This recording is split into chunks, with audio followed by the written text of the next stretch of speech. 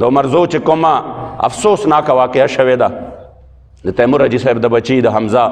شهید رحمت الله تعالی علیه چې یو نوجوانو او صرف کار یې دا و چې د خپل پلار سره به په دکان کې ناستو او د ظالمانو الله دې دغه ظالمان په خپل قهر او غضب باندې اخته کړي. یقینو کې د عمرزو کې دا خاندان داسې و چې صرف زه نه د دې به دا ټول خلک ګواهي ورکړي چې دا ډېر بې هزاره خاندان او د دې دکان ته به چې انسان ورغې او هغه به ډېر چېرته تیزه خبره هم وکړه د دې ټول ګواه دي چې دی به ورته تیزه نه کوله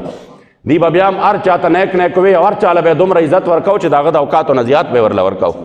او په داسې حالت کې چې بچي هم داسې و چې بل کار نو سهار شو ماسخوتن شو به د خپل کار او ډېرې په دې معاشره کې ځان ساتلی یعنی یو سړی دام نشي ویلی چې د دوی به خلکو سره لانجې وي او یا دا چل کړی یا دا چل کړی د سره دا خبرې نه وي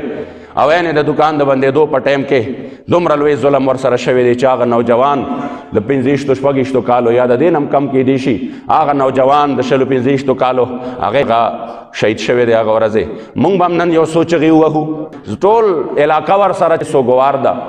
د هغه په د ځوانۍ په هغه مرګ باندې ټوله علاقه سوګوار ده او دعا وله موږ کولی شو چې الله کریم دې ټولو له د زړه صبر ورکړي او الله کریم جل جلاله دې بالخصوص د والدینو موت خو به 2-3 ورځې هوکو چې یاره ډېر بد وشو څلورمه ورځ به رانه بیا هغه غم لګې هیر شي په 5مه ورځ به یې سم ني خو عزتمند و چې د چا کور کې دا واقعه وشوه د هغې د عمر غم دی او بیا بچي چې د چا دي بچي نو یاد ساتئ بچي چې دی د بچو غم دی الله کریم جل جلاله والدینو ته نه ښایي د بچو غم خو ډېر لوی غم دی او بیا د داسې ځوانانو او د داسې هونهار او د هوښیارانو بچو چې ته پې ټول راغونډې د داسې بچو غم دا ډېر ګران دی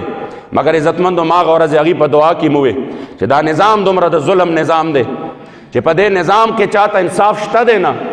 چې دا د اسلام نظام وی او چې د دې حمزه د شهادت د دفن نه وړاندې دا قاتلان په دې چوک کې ځوړند وی په ایمان راته ووایه بیا به چا دا کار کړی هغې ته هم پته ده چې مونږ باندې به څوک ګواهۍ والا نه که مونږ ګیر هم شو زه ډېره توره به وشي ګیر به شي پولیس به خپل کوشش وکړي ګیر به شي بیا به سبا له چې هغه دویم سیسټم شروع شي نو په هغې کې به بیا څوک نه چې په دې باندې ګواهي ورکړي نو بیا به وایي چې دا ګواهان دا چلو شو دا چلو شو بله ورځ به بیا کولو تڼۍ ګرځېږي په دې سیسټم کې انصاف شته دی نه ډېرو خلکو په هغه وخت کې بریتونه تاول ما ته اوس هم یاد شي زه به یې ورته نور هم ور یاد کړم چې د سایوال د بچو واقعه وشوه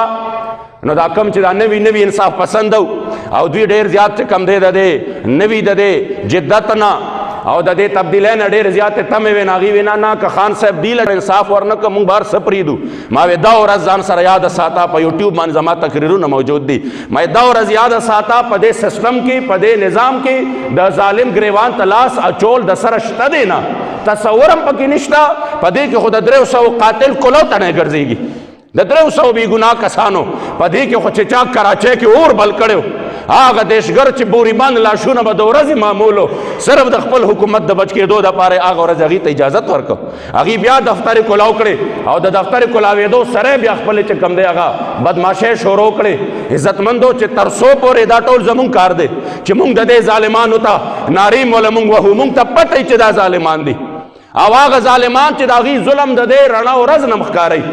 هغه ظالمان چې ستا مال هم قبضه کوي ستا جان هم قبضه کوي او قسمه قسم بیا هم ته وله ټوپک هم ګرځوې ته وله نارې هم وهې ته ورته نرم وې ته ورته ځوان هم وې ته ورته پښتون هم وې او بیا چې کوم دی ته د ځان هم وله وجنې عزتمندو دغه خلک چې هغې ظلم رڼا ورځې کوي او د هغې د ظلم مخکې ته چې کوم دی د هغې د ظالم او دا خو زما جانان مبارک فرمایلی دي من مشا مع ظالم لیقویه وهو یعلم انه ظالم فقط خرج من الاسلام چا چې د ظالم ملګرتیا وکړه ورته پته هم وه چې دا ظالم دی د هغې باوجود هم د هغه ملګرتیا وکړه زما جانان فرمایي په دې ملګرتیا باندې دا سړی د اسلام نه بهر شو اوس مونږ به تاسو دا سوچ کوو چې آخر په دې ظالمانه نظام کې بیا ولې مونږ خپل سرونه ورکړي دي د دې نه باندې لوی ظلم شته چې د 3 او 1 کالو نه تر اوسه پورې د اسلام مخې نیولي شوي دي د اسلامي نظام مخې نیولي شوي دي مونږ بیا هم د یوې نالۍ دپاره د یو روډ دپاره د یو ټرانسفارمر دپاره مکه ظالمانو ته موسټ ویلکم او مرحبا مونږ بیا هم هغې دپاره وټونه اچوو مونږ بیا هم د هغې دپاره منډې وهو فلیکسونه وله کوو بیا هم د هغې دپاره مونږ ایجنټۍ کوو په ایمان درته وایم چې په دې ظلم کې د ټولو نه غټه حصه زمونږ ده که مونږ دا ظالمان په ځان باندې نه وی مقرر کړی مونږ د اسلام نظام له غاړه ورکړی وی په دې یو نظام کې ظالم ته سزا نشته چې کوم نظام د اسلام دی واحد اسلام داسې دی چې دا اسلام د ظالم گریوان ته لاس اچوي د مظلوم فریاد اوري ستا چې کوم نظام دی په دې نظام کې خود قصور د هغې ماشومې بچی د زینب بیبي د هغې ماشومې چې د چا ریب شوی دی د هغې فریاد اورېدو ته هم تیار نو چې هغه په خپل مایکونو باندې میډیا ته فریاد شروع کړو نو دوی وله زر مایکونه بند کړه عزتمندو یاد ساتئ دا د یو حمزه د شهادت واقعه نه ده که موږ په دې نظام کې دا سرونه ورکړي وي دا واقعات به بیا کېږي نن د هغه کور وران شو موږ یې تماشه وکړه د تیمور حاجي صاحب سبا به زما کور وراني تاسو به تماشه کوئ بله ورځ به ستا کور وراني ته به تماشه کوئ او عزتمندو دا غم به موږ 2 ورځې جاړو په درېیمه ورځ باندې به نه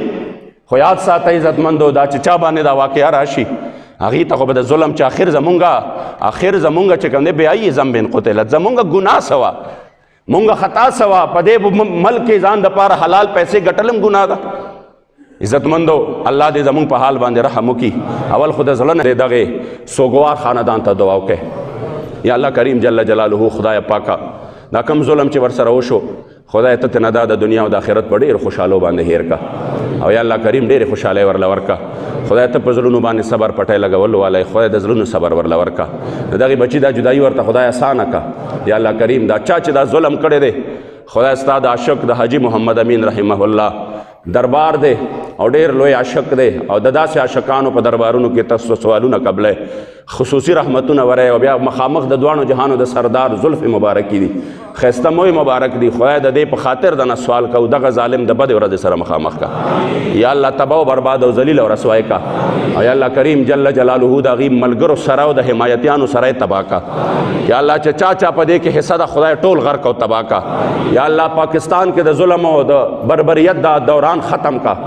خدای د انصاف دوران راوله یا الله د انصاف دوران راوله یا الله زمونږ په حال باندې رحم وکړه خدای زمونږ په حال باندې رحم وکړه